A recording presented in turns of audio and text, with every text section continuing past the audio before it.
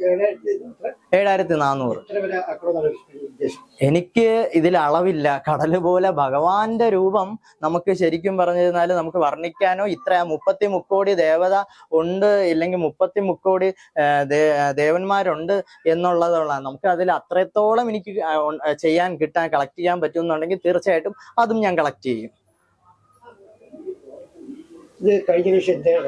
ഇത് വീട് ചെയ്തപ്പോ തന്നെ നമ്മളെ ഈ വീട്ടിൽ ഓരോ പത്തായങ്ങള് നമ്മൾ ഒരുക്കിയിട്ടുണ്ടായിരുന്നു. അത് മച്ച് പോലെ ഓരോ ലാഫ്റ്റേഴ്സ് ഒക്കെ വീട് ചുറ്റി ഓരോ ലാഫ്റ്റേഴ്സ് ഒക്കെ ചെയ്തിട്ടുണ്ട്.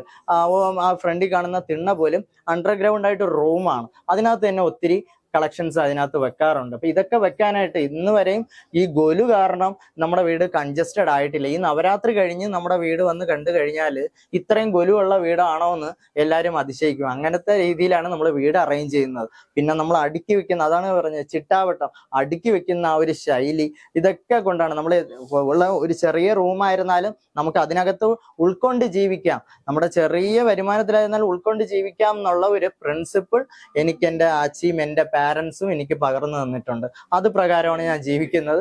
അതുകൊണ്ട് ഇതുവരെയും ഒരു അറേഞ്ച്മെന്റ്സ് ആയിരുന്നാലും എല്ലാ കാര്യത്തിലും ഒരു ചിട്ടയായിട്ട് എനിക്ക് കൊണ്ടുപോകാൻ പറ്റുന്നുണ്ട്.